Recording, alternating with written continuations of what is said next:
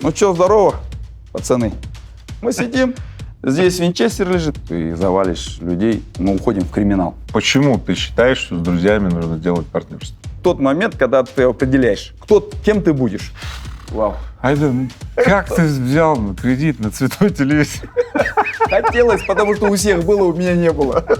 Казах без понтов. Вот, Беспонтовый нас казах. это и подводит. 1% в день щелкал. Я всегда говорю 1% в день, это нормально.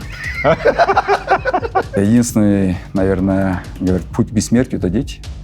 Давай хотя бы одному ребенку усыновим, одному ребенку дадим другую траекторию жизни, жизнь спасем. Айдын Рахимбаев, казахстанский предприниматель и филантроп, возглавляет строительную компанию BI Group, входит в 5 самых влиятельных предпринимателей страны. Личное состояние более $500 миллиарда. Ребят, я достаточно много беру интервью у известных российских предпринимателей, бизнесменов, участников списка Forbes. И вот теперь я решил расширить географию. Сегодня мы находимся в одной из стран бывшего Советского Союза. И мы приехали в гости в Алма-Ату к Айдыну Рахимбаеву. Добрый Айдын. день. Да. Добрый день. Я когда готовился к интервью, много собирал информации и увидел невероятное, просто феноменальное сходство наше. Поэтому я предлагаю прям пойти по вот этим вот элементам био, да, где у меня сходство обнаружилось, да, и позадаю эти вопросы. Поехали? Да, конечно, поехали. Я помню прекрасно свой первый заработок. Да. Это было 1300 рублей. Напомню, тогда инженер получал 100 рублей, 120 рублей в месяц. Заоблачный заработок. Да, и за лето, кстати, я работал в Северном Казахстане, мы делали коровники. Вау. Да. Я привез за 2 месяца 1300 рублей. Круто. Ты помнишь свой первый заработок? Да, конечно, я помню. У меня не получилось поступить, и у меня также получилось, что в строительную бригаду попал. 16-летний пацан, да, строительная бригада. Там романтики никакой, я вам скажу. Я получал по 300, по 400, то есть официально получал через ведомость около 100 с лишним рублей, как правильно, да. И плюс еще заработок мы делали, работали, перекрывали крыши с ребятами, то есть это называлось колым, да, колымить. Да, совершенно верно. Ой, как давно это было.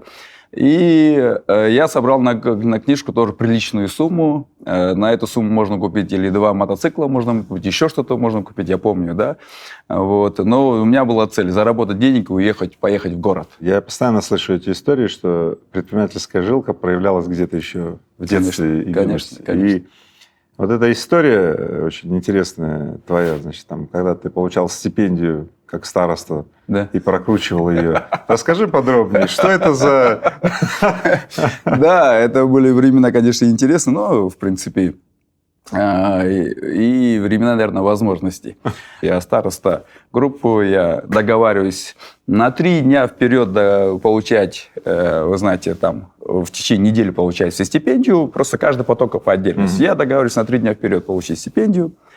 Ребятам говорю, ребята, все будет нормально, не переживайте, лечу быстро в Ташкент, на самолет тогда копейки стоит, все советская система, покупаем несколько коробок чаю, индийского чая, тогда это был дефицит на севере, в Целинограде, привозим, практически за 2 дня распродаем, и своим студентам все равно выдаю стипендию на сутки раньше, чем другие получают. То есть наш поток, потому что мы его получали. И институтская касса, кассирую я 2 килограмма чая. Вау, вот это да! Как так? 2 килограмма индийского? Взятка или Не, это подарок? было просто подарок, спасибо. Первую компанию, как я понимаю, ты основал со своим однокурсником. Да, первую... Расскажи об этом. Да. На самом деле у нас в общежитии так костяк сформировался, и, конечно, друзья, ребята, с которыми хотелось что-то делать. Начиналось это чуть раньше, чем стипендия, начиналось это с разгрузки вагонов, потому что никто из наших ребят не хотел просить денег у родителей. Нам 17 лет, 18 лет денег у родителей просить, как-то не по-пацански, да. Пошли, ночью разгружали вагоны, потом стипендию, пару раз вернули, потом опять заработали на вагонах, и в общей сложности там, я как примерно помню, $500 по тем деньгам это старая машинка стоила $600-700, да, там, условно говоря. Ну, можно было купить машинку, ребята и покупали, там, ездили машинку. Мы машину не взяли и решили сделать что-то большее. То есть ребятами собрались, опять же, студенческая информация, у нас в Кызылорде рис дешевле.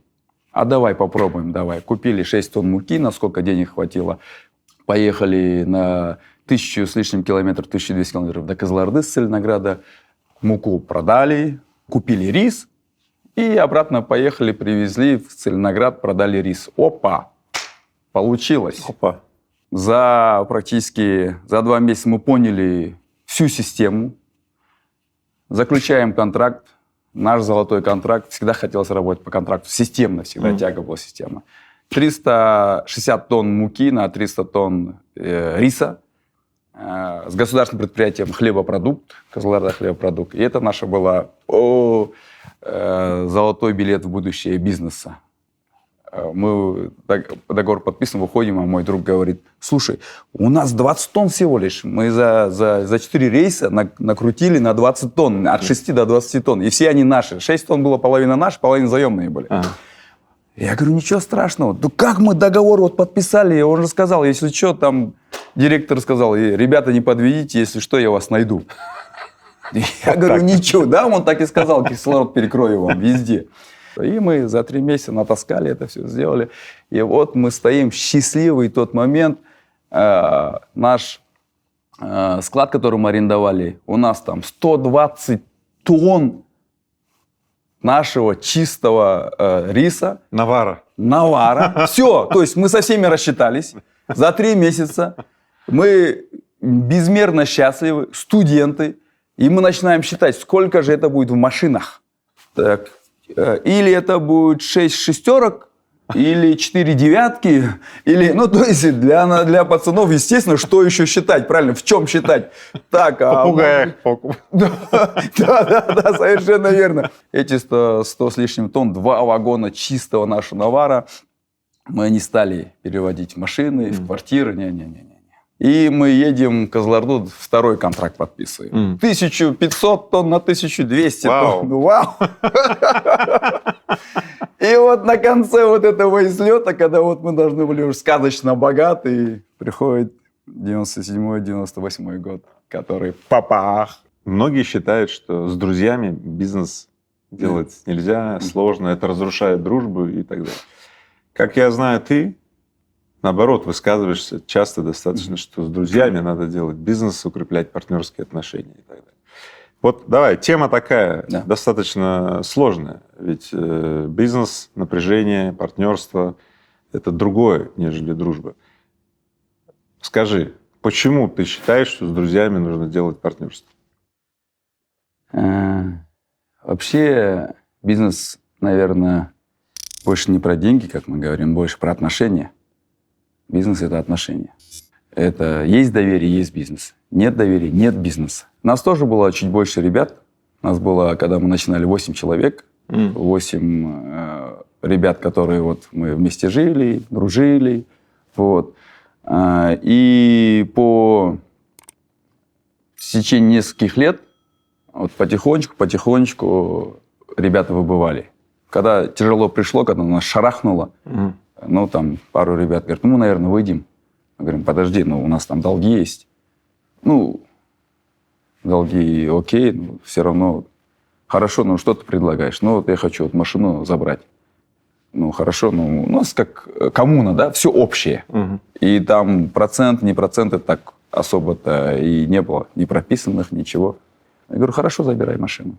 Вот, парень забрал эту машину, вот с этой машиной и остался. Все, это было, это надо пройти через это все.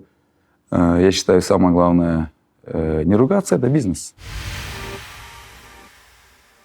Кризисы. О, да. Об одном, кстати, уже ты сказал сейчас, да. Когда там теряли деньги, кто-то выходил. Расскажи 1 или 2 самых ярких, самых жестких кризиса, которые перевернули все, где-то изменился или где-то что-то случилось. Вот.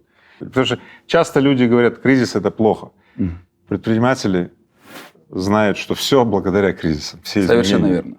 И я скажу так, оба кризиса, которые мы прошли, 98 и 2008, они оба сделали, будем говорить, предшествовали большому успеху, который позже сейчас, да.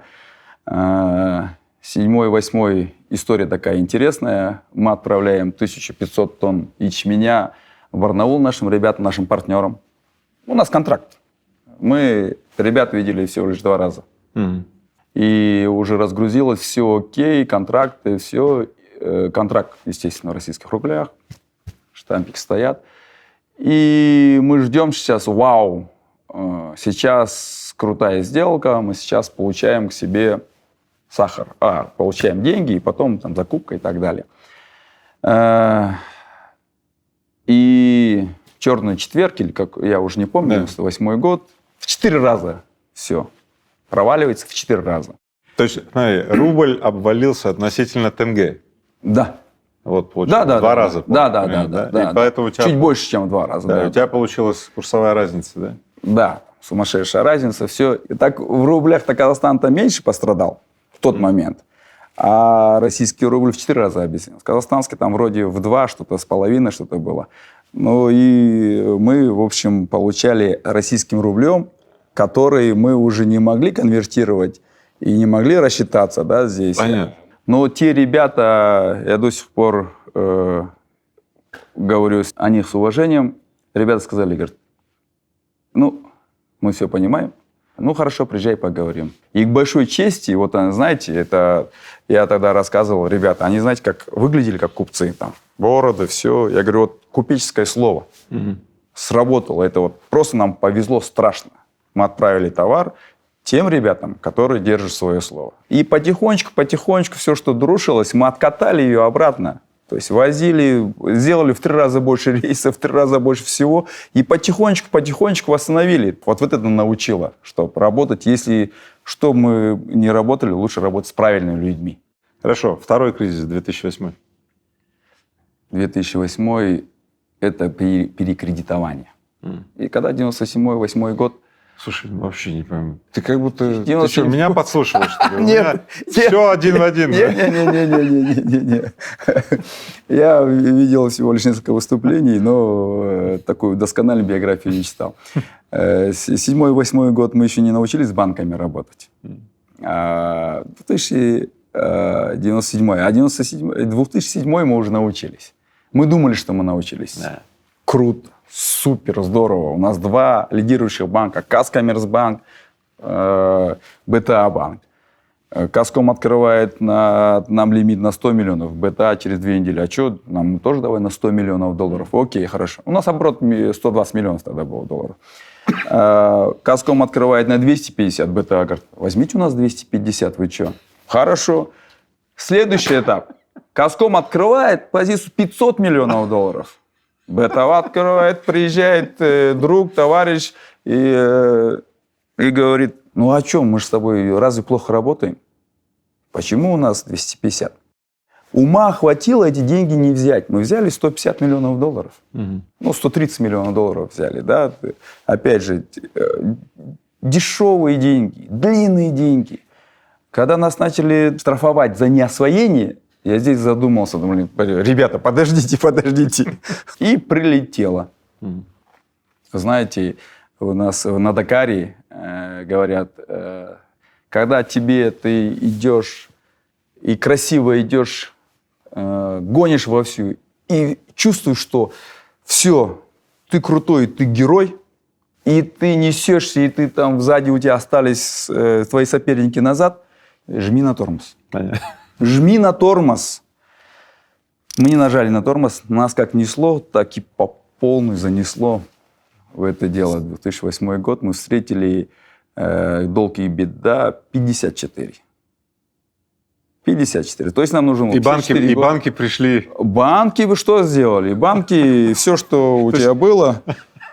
А потом говорят, знаете, у нас, говорят, там нам нужно, чтобы все, что мы вам дали за 150 миллионов долларов, да, нам нужно, чтобы вы нам отписали за, там, условно, за 2 миллиона долларов. Да и вообще расписывайтесь, и все. И дом твой в залоге же, и Бентли твой в залоге. Я говорю, ты черт побери, ребята, ну давайте хоть как-то договариваться. Сори, на другие подписали, ты тоже подпиши. На тот момент я не знаю, я второй раз посидел, я первый раз посидел в 97-8 году, когда мы должны были эти деньги, которые там обесценивались, и братки приезжали, вывозили за город, вывозили за город со стволами, все как положено. 1% в день щелкал. 1% в день, это сейчас кажется сумасшествием. Нет, это был нормальный процент. Говорит, мы же по-нормальному с тобой разговариваем. Процент, не 2% в день. Чего 1? 1%, мы же по-нормальному с тобой разговариваем. Ребят, я всегда говорю 1% в день, это нормально. Мы же, говорит, по-нормальному разговариваем. А вот когда ты должен столько денег, сначала 150, потом они превращаются в 200, 200 превращается в 220, и никакого просвета, вся мировая система рухнула, да? Ездишь на машине, которая тебе не принадлежит. Живешь в доме, который тебе тоже не принадлежит, он тоже отписан банку. Уже все, ничего. И чтобы отработать этот долг, который тикает уже 20%, да, и против него уже активов-то не стоит, за что бороться? И ты должен еще и работать 54 года для того, чтобы отработать долг. Ну, то есть ты в рабстве. Все. Я вот, попав в такую же ситуацию, как ты сейчас описал, вот один в один, да, когда банки пришли такие, говорят, ну все, давайте. Мы тут посчитали, долг и беда, Да. ковенанта сработала. Я говорю, эй, подожди, да, тоже в одностороннем порядке. Я говорю, понятно. После того, как мы выползли из этой ситуации, я сказал, никогда больше не буду работать с банками и с кредитами. Вот теперь Почему ты топишь? Почему Теперь ты я топишь? скажу, теперь я скажу. Да. Я точно не за кредиты, именно не за кредиты. Тем более кредиты, новые дела нельзя начинать с кредитов. Нельзя. Вот сколько у тебя есть денег, на это работай. У меня часто, вот, практически каждые 2 недели прилетает сообщение. Айднага, вы столько добра делаете, столько денег у вас. Вот поддержите нас, молодых, меня, молодого. Я такой красавчик, я такой, все, я хочу пойти также сделать бизнес. Дайте мне стартовый капитал $100 000. Для вас-то вообще это 100 000, вообще ничего. Я говорю, ребята, мой стартовый капитал был $500. Есть $500? Пожалуйста, заработайте $2000, заработайте, и тогда эти совсем другие вкуса деньги, и вы будете точно бояться их потерять. Полетит $10 000, которые ты заработал, полетит. Если не полетит, ты хоть миллион вставь, она не полетит. Давай теперь про потребительское кредитование. Да. Когда вот сейчас я хожу по Алмате, вижу везде реклама каких-то ставок, каких-то кредитов. Я же понимаю, к чему это приводит. К закредитованности населения, когда население берет на расширение потребления кредит. Это же вообще потребление. Ну вот, если так сказать, потребление. Первый раз слышу, но это действительно так. То есть как ты про потребительское вот это вот кредитование, про то, что банки делают с населением, они же просто превращают их в рабов? В том числе. В том числе, конечно, кредит можно взять в короткую. Да, я брал кредит на, честно признаюсь, на цветной телевизор. Но, вау. Как ты взял кредит на цветной телевизор? Хотелось, потому что у всех было, у меня не было. Так скажи. У всех было, у меня не было. Так скажи теперь. Так нельзя этого делать. Нельзя этого делать. Это все от финансовой безграмотности. Только что я привел пример. 98 год, 2008 год. Мы залетели из-за безграмотности. Как бы мы ни говорили, какие бы мы великими там не были бы, да, но подписывать документы, брать деньги под будущую прибыль, которой нету, под будущую зарплату, которой еще нету, я считаю, это делать нельзя, как минимум в 80% случаев. 20% случаев, наверное, можно. Там, где прокатит. Ну, там, где прокатит, где не будет нагрузки. Не будет нагрузки, большой нагрузки. Где не будет большой нагрузки. Знаете, у нас была свадьба как раз в разгар с супругой, как раз в разгар кризиса нашего, моего кризиса, когда вот свалилось, и мы свадьбу сыграли совсем, там, знаете, там, скрытно, чтобы никто не знал, да, и нам подарили стиральную машину. Мы всегда старались жить по средствам, и тогда жили по средствам. машину долг не брать, кредиты не брать и так далее, и так далее. Есть на БУ машине, не значит, надо ездить на БУ. Не надо новую машину брать только из-за того, что на тебя скажут. Не-не-не. Подожди. Да. Казах без понтов. Вот, Беспонтовый нас казах. это и подводит. Хорошо, Так вот, про эту индезит. Поставили мы ее, значит, установили. Я ее сам устанавливал, денег нет, никого устанавливал. И вот мы первую партию закладываем с супругой. Мы не знали, как он работает. Положили белье и смотрим. Включили. Горшочек вари.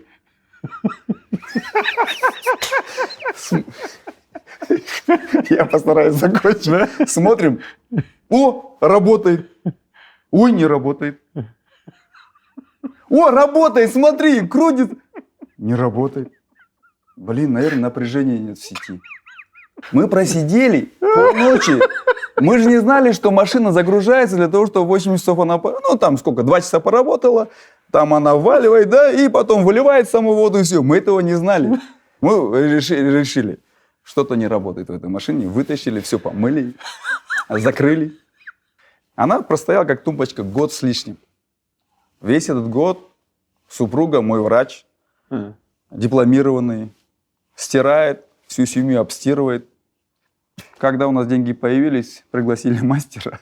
Он говорит, ребята, все работает, только вот здесь сложнее. Вот она и живая история. Ребята, нельзя брать потребительский кредит только под красивую жизнь.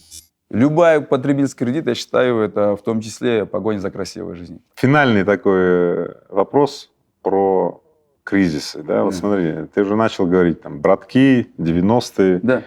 угрозы, стволы. Да. Там. И сейчас же уже прошел срок там, этой давности, можно уже там рассказывать, как один хрен никто не поверит. Да. Расскажи какие-то яркие впечатления, просто вот для истории оставим след. Ну, давайте, хорошо. История Благовещенска, Дальний Восток. Мы деньги так и не получили. Получили 4 вагона сельди вместо денег. Сельдь пока ехала до Бардаула, там 2 недели железной дорогой, там неделю ехала, она разморозилась. Сельдь пришла полукормовая, то есть сертификаты одни, то есть она должна быть какого-то размера для того, чтобы продаваться. Да, она оказалась меньше. Ну и, понятно, долги где-то растут, где-то уменьшаются, долг растет, и разборки начинаются. И вот на самом высоком таком тоне разговора между собой, кто что, как, кто кого уважает, не уважает, да. Говорит, давайте так, будем разговаривать, приезжайте к нам. Мы говорим, нет, вы к нам приезжаете. Ну, Павлодар, Целиноград. Хорошо, давайте посередке в Экибастузе. А с той стороны, для них была эта стрелка, для нас нет. Мы не знали об этой ситуации. Друг говорит, пока отъехали, туда встретились, говорит, слушай, точно они приехали мочить? Разговора увидишь, не будет. Я говорю, нет, в любом случае мы поговорим, будет разговор. Да, что, все нормальные люди, мы поговорим. Он говорит, ну ладно, хорошо, давай, пошли. Заходим, стволы, все это есть, там, здесь. И уже все, чувствуется уже такой накал, что все, сейчас будут мочить, а дальше уже, ну это обычная практика. Сначала присануть, а дальше уже видно будет, чтобы неповадно. Друг говорит, нам надо поговорить. Выходит, он говорит, слушай, ты же видишь, все сейчас нас замочит. Нас замочит. Я говорю, какое предложение? Он говорит, делаем так, я тебе киваю, ты наклоняешься, я эти 2 торпед убираю. Я говорю, слушай, ты завалишь людей. Да нет, я их постараюсь не завалить, но других... И мы в окно уходим. Я понимаю, если сейчас это случится, это мы уходим в криминал. Уходим в криминал. Бизнес тот, о котором я мечтал, белый, мы старались одевать галстуки, выглядеть правильно, правильный, легальный бизнес, именно бизнес, да, а не разводки, не стрелки и так далее. То, о чем мы мечтали, и о чем мы читали в журналах. Такое. Это все.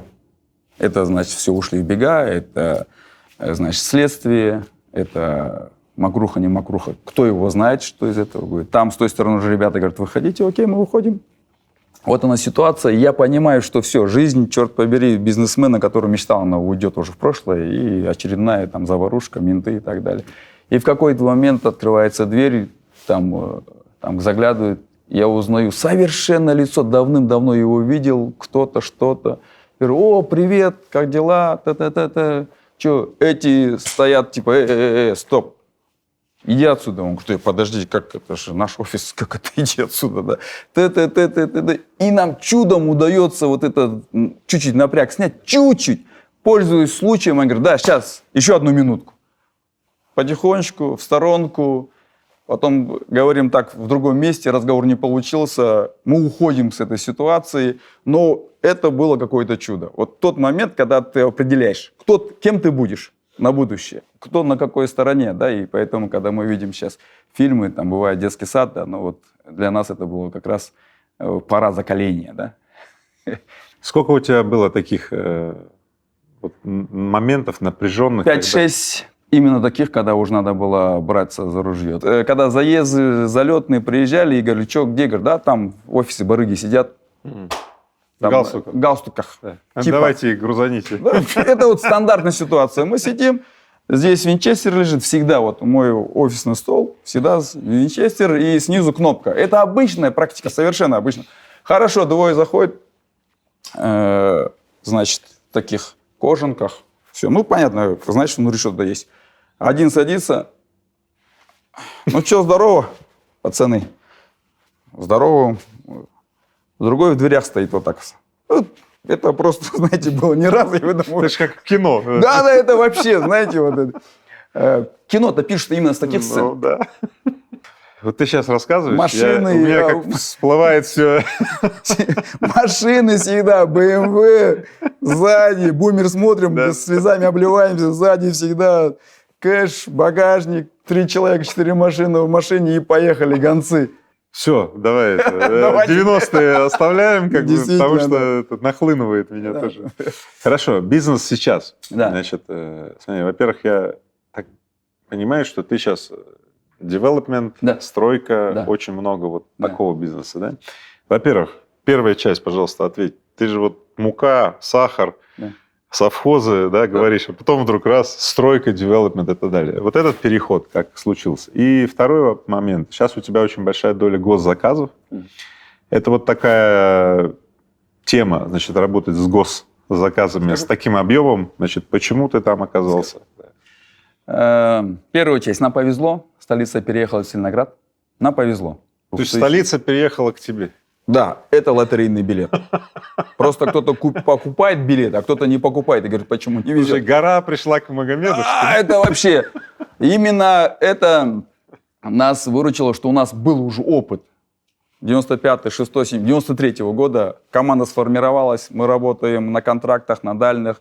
Мы меняем все, что у нас там было, совхоз, долги, комбайны меняем на краны. КАМАЗы, которые там были, те совхозные, допустим, сельскохозяйственные, меняем на карьерные и так далее. И все, поехали, начинаем, чувствуем, уже пришло время, ну, так, заниматься тем, чему нас учили в институте. Мы занимались девелопментом, только жилье, с госконтракта не лезли совсем, нам это не надо. И сейчас у нас доля прибыли в общем портфеле госзаказов это 15-20%. Не нравится нам работать за госзаказом, не нравится просто. Но, знаете, это вопрос стратегии. Это первое, они позволяют нам при 8-м годе, если повторяется, девелопмент дружится, выживаемость, потому что контракты 3-годичные, и они всегда обеспечены деньгами. Там маржи мало, там не за что бороться. Да. В девелопменте в 3 раза больше маржи на один и тот же вложенный рубль. Но девелопмент может остановиться, а куда девать людей? А второе, зачем мы держим?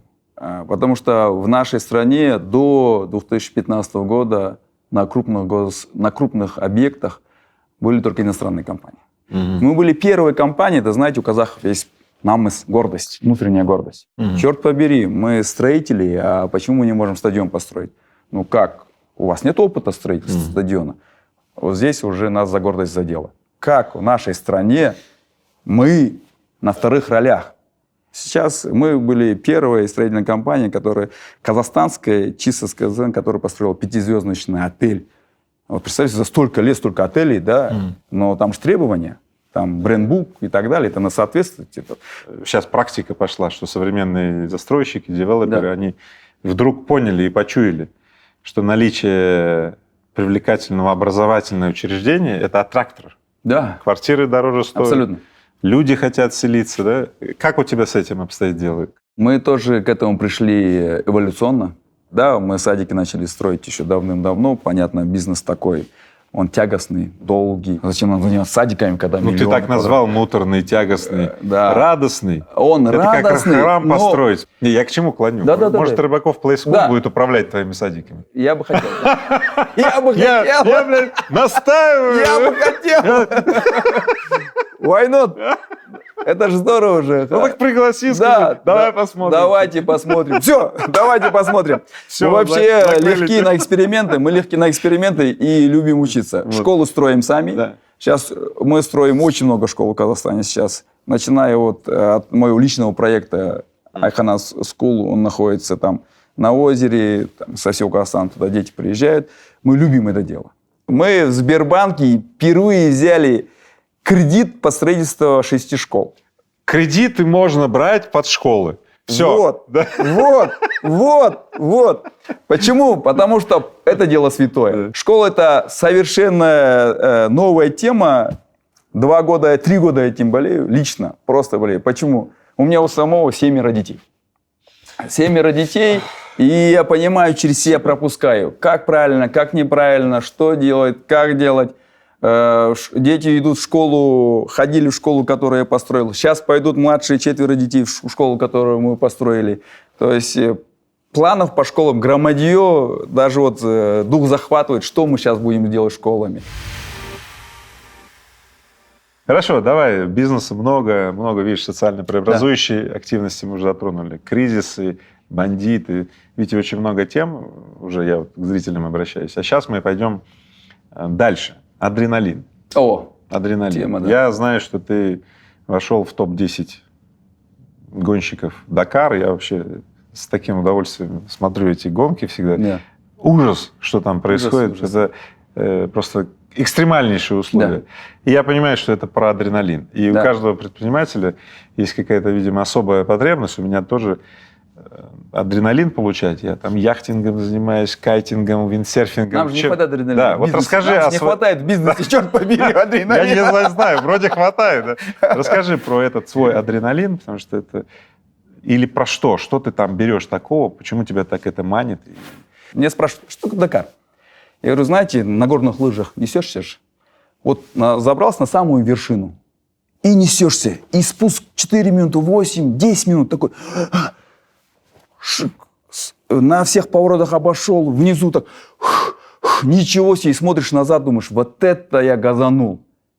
Дакар каждый день 8 часов. Не 8 минут, 8 часов. Газуешь по полной, потом ты должен поспать. И каждый день ты должен выжить.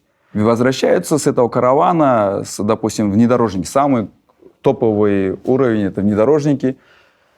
140 участников, возвращается только 40%. Вот вышли, остальные ломаются, покалеченные. Ни один Дакар за 30 лет не прошел без гибели. Официально это не проводят, потому что давно закрыли бы Дакар. То есть они оформляют, вы знаете, пилот только закончил лиазон, он еле шевелится, выходит на машину, поворачивается, ломается, да, гибнет. ДТП. Мы понимаем, что это внутри, находясь. Какой ДТП?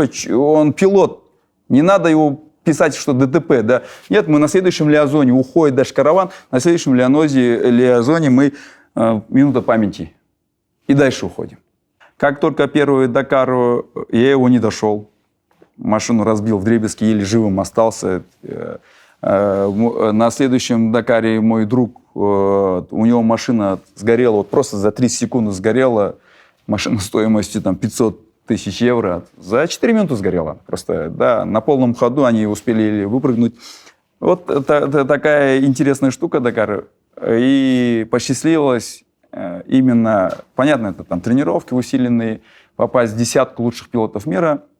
Попали, и на этом закончили. Да. Адин, вот я начал с адреналина. Да. Ты подхватил и сказал челлендж, Да. вызов. И пока ты вот сейчас и говорил, я словил себе на мысли, что у меня же тоже так было. Мы стали чемпионами мира по клубному классу яхт. И я все понял. Для того, чтобы в бизнесе, в жизни и в общественной деятельности мы захватывали самые невероятные челленджи, мы должны каким-то образом себя подготавливать к захвату невероятного невозможного. Да. Поэтому мы ищем такие зоны, Да. там, Дакар, там, чемпионат мира по X41. Мы добиваемся там какого-то уровня, и для нас становится по мышлению допустимо, Да. что мы можем создавать вещи, которые невероятны. И тогда, когда мы возвращаемся в бизнес или в жизнь, одни пасуют перед какими-то там вызовами большого масштаба, а мы говорим, так подожди, мы же вон на Дакаре, вон что, так о чем? Мы просто включаем и рассчитываем, Да. что нужно, Чё мы какие здесь ресурсы не для этого сделаем, нужны, да? и все. Мы подходим к этому профессионально и говорим, То есть это- что нужно с точки А до точки Б, что нужно То сделать. есть это тренировка Абсолютно. мышления, которое Абсолютно. захватывает челленджи невероятного масштаба. Абсолютно верно. Я скажу так. Мечта, цель, результат. Да. Мечта, цель, результат. Сначала мечта. Вау, это было бы круто. Потом после мечты приходит цель. Слушай, Подожди. наш выпуск превратится сейчас в образовательный какой-то. Это же здорово. А после этого уже цель должна превратиться в результат. Результат – это уже все. Тот результат, который тебе себе ставишь как за цель. Хорошо. Значит, ты часто говоришь, что человека, ну, то есть тебя, наверное, имеешь в виду, себя самого, да, делают окружение и книги. Да. Вот с окружением я не просто согласен, это мой бог. Да. Окружение, Да, это да. ну, и поддержка, и актуальные практики, смыслы, Да, ну все да, на самом да. деле. Какое у тебя окружение, такое и ты. Мы, в общем-то, следствие нашего окружения. Да. А вот с книгами я все хочу искать точку, с которой поспорить. Мгм. Да. Хорошо. Книги Давайте пишут поспорим. сегодня кто угодно, там, знаешь, какую-то лажу там могут написать, а мы же не знаем, кто это написал, да, и вот, поэтому я, когда имею возможность простраивать свое окружение вот с такими людьми, человеками, как ты, Спасибо. да, я из этого окружения черпаю, ну, люди как книги, Да. как лучшие книги, как актуальные. А книги я вот не очень люблю, редко их читаю. Предпочитаю писать книги. Ты знаешь, я автор и писатель. Да. Почему ты так настаиваешь все-таки про книги? Во-первых, благодаря книгам вообще состоялся как человек. То есть, когда я на самом деле работал в колхоз «Червоный казак», село Казнаковка, работал разнорабочим, единственное отдушина, кроме со всей бригадой. Подожди. То есть ты тоже отдушину такую имел? Ну а как же? Тебя делает окружение. Все точно. Мы в бригаде садимся, я посчитываю, сколько за это килограмм леса, сколько нам нужно поставить белой и сколько красной. Ученик, у меня кличка была ученик, посчитай.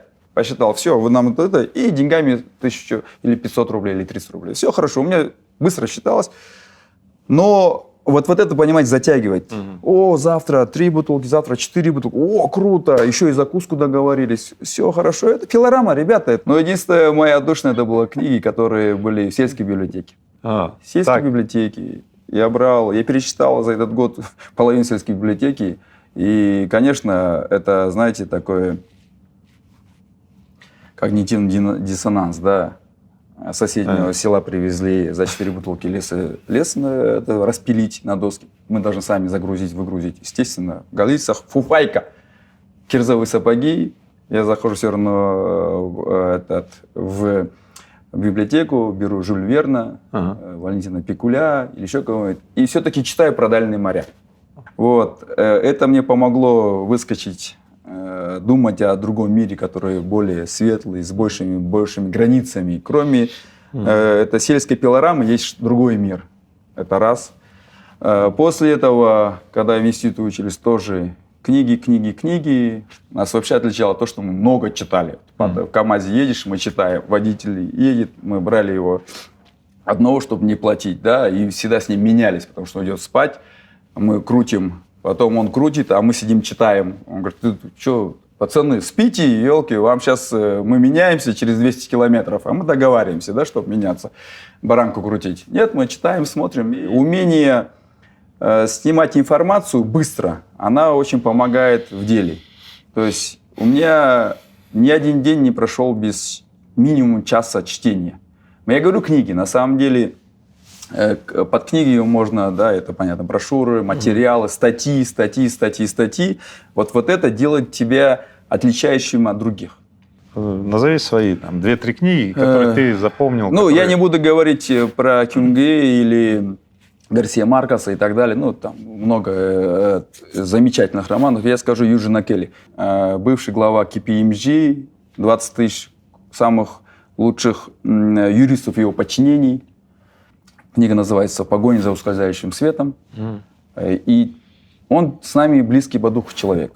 Он привык достигать всего, что угодно. Он приводит пример такие невероятный.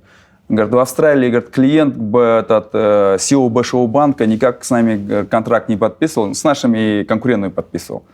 Он что сделал? Он спросил у помощницы график. Он говорит, времени не хватает.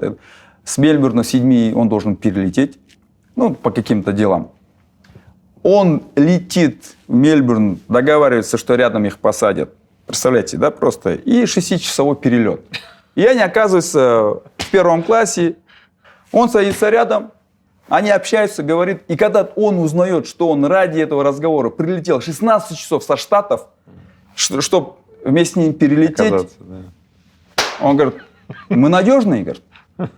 Он подписал контракт. Вот так он свою жизнь провел. Вот так он достиг успехов. Это же про бизнес. 2006 год, и он узнает, что он болеет раком. 53 года, в расцвете сил. За 30 лет он дошел до самого карьеры. Он же бизнесом занимается, черт побери. Крутой чувак. Я, когда читал эту книгу, я плакал в конце. И оттуда у меня пошло идеальные моменты жизни. Фиксируйте идеальные моменты жизни. Фиксируйте. Потому что мы бежим, бизнес, еще что-то. Мы забываем. Мы, говорит, я, оказывается, начал проверять. Говорит, мы с женой год назад всего лишь ужинали вместе. Год назад вместе вдвоем ужинали. Больше мы не ужинали вдвоем. Почему? У нас всегда дела. Так, подожди. Вот. Ребят, вы слышите? Срочно посмотрите на ваших родных и близких, вспомните и посмотрите, когда вы в прошлый раз с ними провели время, позвоните, договоритесь, поужинайте, отдохните вместе, проведите время. Спасибо, совершенно ребят. верно. Совершенно. Тем более у меня 7 детей, я еще раз говорю. Да. То есть я посвящаю времени. С тех пор, как я прочитал эту книгу, моя жизнь изменилась. А теперь про твои команды или организацию, когда ты создаешь, формируешь команду. Как ты подбираешь, где ты ищешь? Может быть, как ты испытываешь? Может быть, как-то колдуешь? Как ты подбираешь, когда формируешь команду единомышленников, твоих соратников, менеджеров? Да, это такая большая любимая тема. Это корп-культура нашей организации и так далее. Вообще корп-культура — это все исходит от топов, от владельцев. Если есть корп-культура правильная, то проходят правильные люди. Я не буду говорить про самые обычные вещи. Уважение, самоуважение, справедливость и так далее. Это все, об этом написано много всего, да. Но это самая главная ролевая модель, как ты сам поступаешь. Если ты рано утром сходишь по стройке в сапогах, если ты в году берешь всего лишь отпуск 2 раза по 7 дней или, допустим, чуть больше, чуть меньше, и если ты работаешь и в субботу, твое окружение такое и будет. Второе, кадры. Все говорят, кадры. Все зависит от того, насколько ты планируешь свой бизнес. Если запланировал на 3 года, купи кого-нибудь. На 2 года. А если запланировал на 20 лет, пожалуйста, будь добр, прими студентов. 25, почти 30% компаний BI из 5000, мы посчитали недавно, пришли, мы их позвали студентами. Те, кто готов ходить в сапогах. Как у них получается диплом, и мы оформляем сразу уже на позицию. Вот эту мы работу проводим, и там, конечно, такие же включенные ребята. Вот эти 2 таких момента. И даем, будем говорить, мы делимся успехом, делимся прибылью, успехом. Мы только в прошлом году раздали более 10, около $20 миллионов только бонусами. получает 1000 человек, получает бонус, вот что ты сделал, 5, 10, 20, 30 тысяч долларов получает бонус, кроме обычной зарплаты. То есть они чувствуют, что они внутри процесса, и от их успеха что-то происходит. У нас крутая, сумасшедшая команда, но она вся заточена на успех, на челлендж. Супер. В одном из интервью у тебя видел такую фразу: у руководителя те подчиненные, которых он достоин. Значит, можешь пояснить, что ты имеешь в виду? Потому что обычно говорят, правитель такой, которого народ достоин, царь такой, да, а ты тут про руководителя сказал. Вот. На самом деле так, каждый руководитель достоин или заслуживает своих подчиненных. Когда, я не понимаю, когда кто-то ругается, вот, кто-то из руководителей, да, у меня отец вообще не отесан, эти вообще неграмотные, это совсем нить хера не понимает в деле и так далее. Я вообще не понимаю эту ситуацию, отношения. Во-первых, это неуважение, да, и во-вторых, а кто в этом виноват? Кто тебе мешает день через день в обычной столовке вместе с ними чай попить, покушать? Кто тебе мешает вообще? Кто тебе мешает разобраться, какие у них вопросы, какие у них проблемы? Что им мешает преодолевать те решения, которые они не могут принять? 99% это система виновата, не человек. Если ты такой умный, пожалуйста, воспитай себе этих ребят. Но если ты рассчитываешь свой бизнес на следующие 10-20 лет, у нас так, мы на 20-40 сейчас считаем, то посмотри компанию, о которой ты бы мечтал. Это единомышленники, которые думают так же, хотят что-то так же делать. Как-то так. Ладно, перед тем, как, значит, вот, перейти к своей любимой части, я про экономику хочу один только вопрос задать. Вот смотри, как ты думаешь, почему ни одна из стран из бывшего Советского Союза так и не смогла добиться сегодня, ну, таких значимых успехов в экономике? Что мешает? Мне вот понравилось, как Маргарет Тэтчер, да, то есть нету государственных денег, она говорит. Есть деньги налогоплательщиков. Если вот это вот налогоплательщиков и говорит о налогоплательщиках, а налогоплательщик – это бизнес. А бизнес должен быть бизнесом, а не государственным бизнесом. Неважно, 50% государственного бизнеса, 30%. Для сравнения, в развитых государствах 3, 4, 6% государственного бизнеса в общей структуре. Как вы, Игорь, как ты говоришь, в постсоветских государствах это или 50, или 40, или 60, или 70%. Это не бизнес. Это подобие бизнеса. Бизнес не делается так. Не бывает успешных ресторанов государственных, кафе. Слушай, а ведь точно, я сейчас только был, за это столовки были государственные раньше, помнишь? Не бывает. Да. А сейчас нет ничего. Не бывает, да, не бывает. Не бывает. Знаете, у нас на аутсорсинге столовые.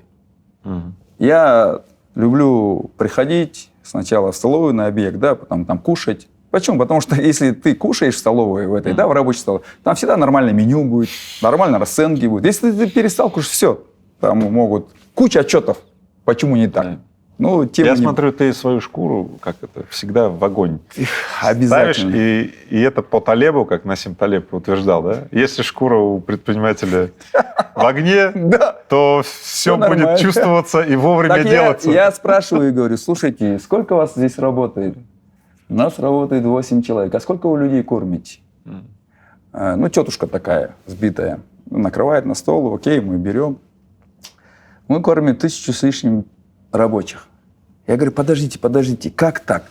Представляете, 8 человек кормит 1000 с лишним человек. Если это был бы BI, компания наша, да, то это было 28 человек кормило бы, правильно? Если это государство, это 78 человек кормило, это 1200, и все было бы обосновано. Вопрос о чем? Штат, организация.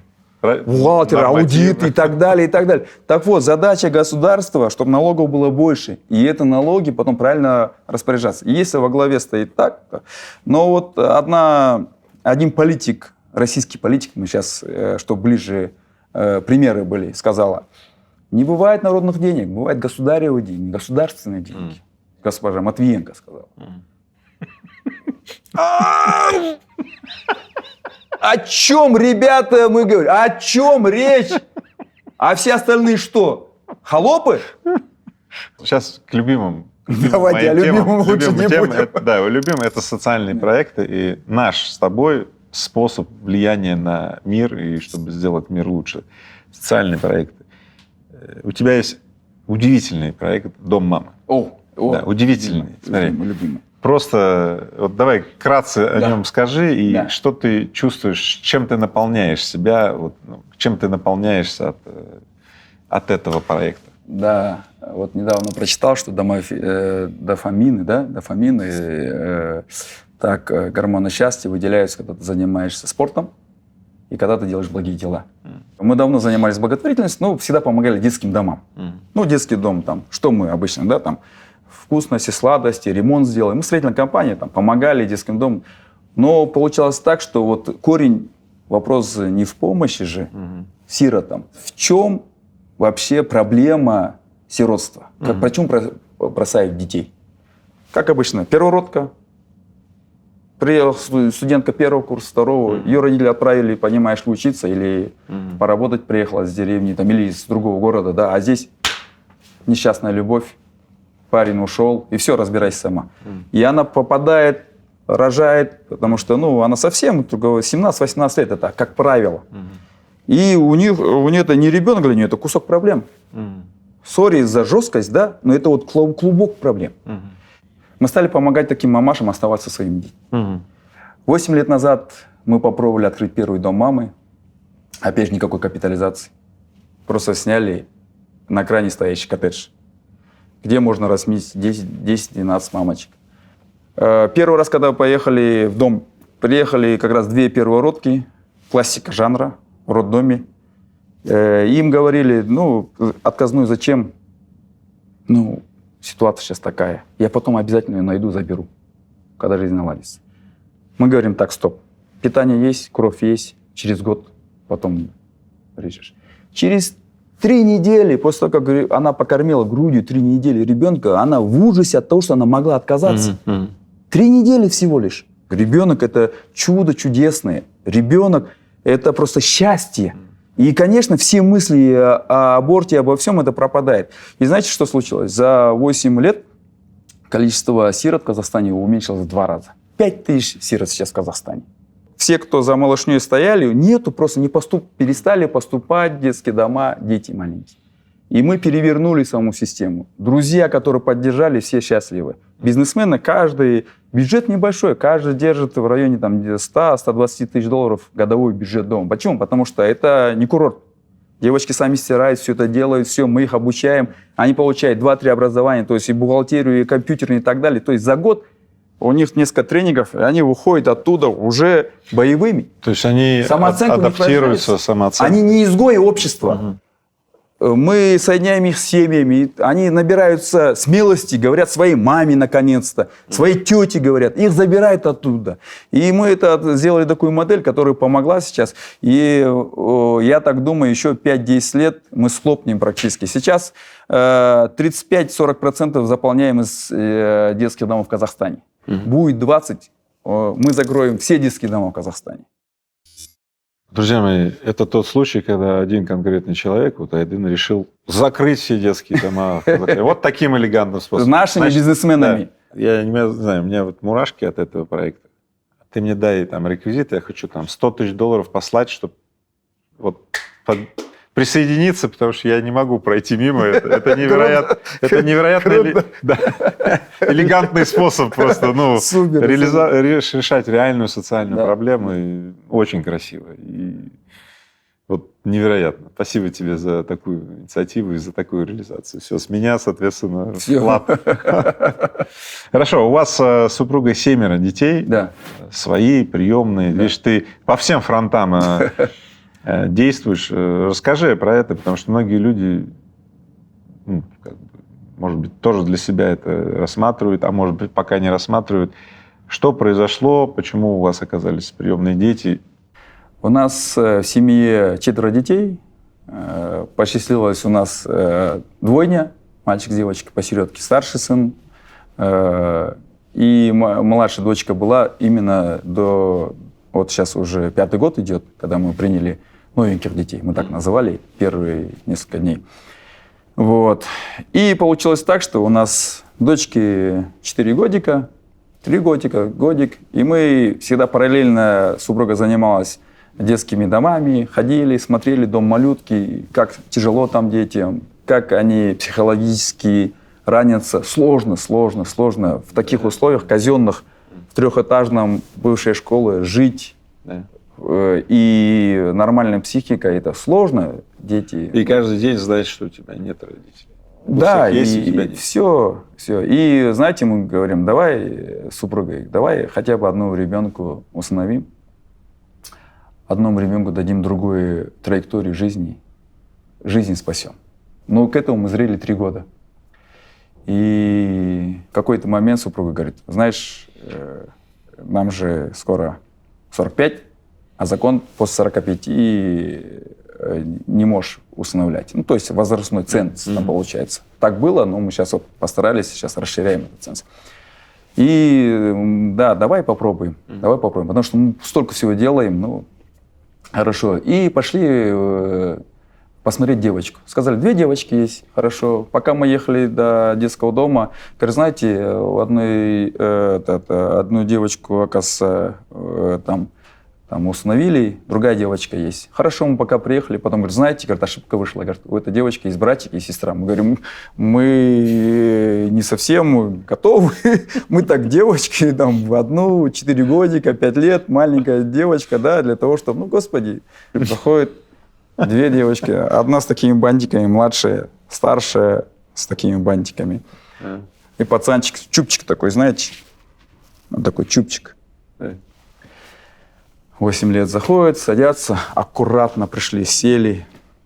Мы понимаем, что они уже проинструктированы, что надо, сейчас я их буду смотреть, и надо себя вести правильно. И они садятся, будете вот это, будете вот стол, будете шоколадку, будете, не-не-не, ничего не надо. А будете, не-не-не, может сок, может яблоко, не-не-не, спасибо. Ровно, аккуратно, руки на коленке, все хорошо. Да, а дети, вы как, что, мы начинаем расспрашивать, мы сами в шоке. Жена сидит, уже рыдает. Я говорю, да успокойся, ты что? Ну как так можно детей выбирать? Это как, что? Мы сидим, у меня самое... Я говорю, что, как? Спрашиваю у мальчика. Ты что любишь? Футбол. А какая команда тебе выше? Я за Барселону болею. Да ты что? Да ты что? И вот начинаем. А как учишься? 5. Я так смотрю.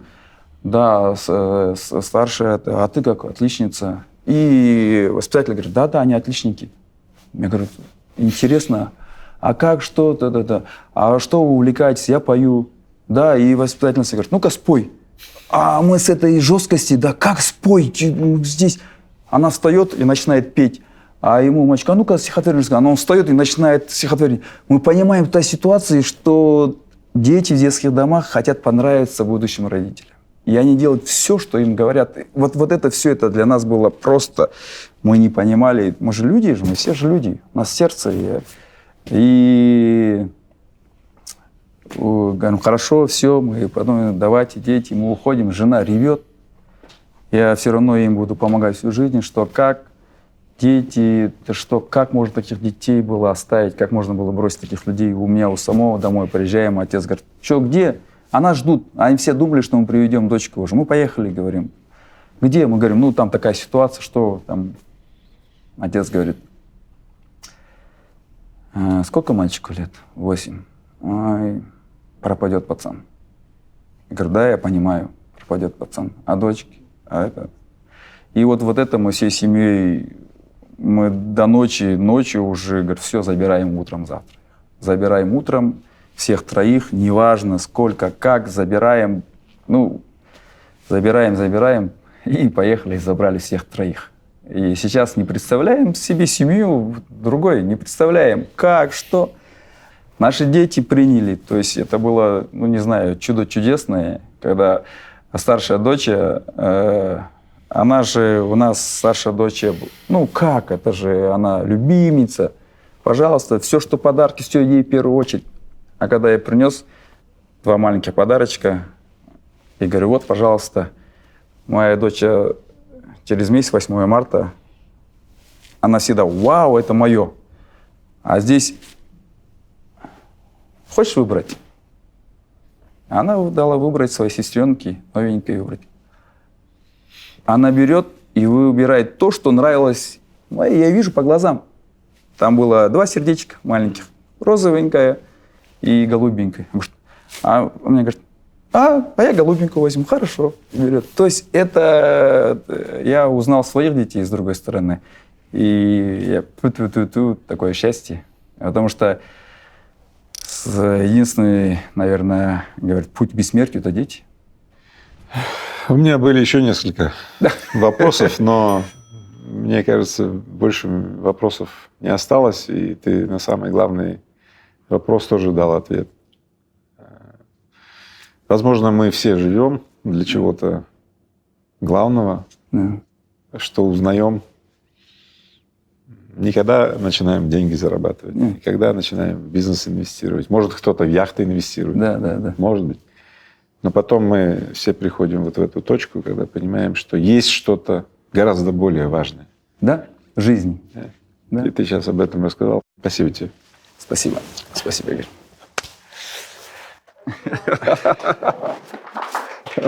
Спасибо. Затронул такие дела, я даже не понял, как меня развели. Я даже не понял. Даже не понял, как повелся на это все и ушел. Ну что такое? Запрещенные приемы, блин, мелкие.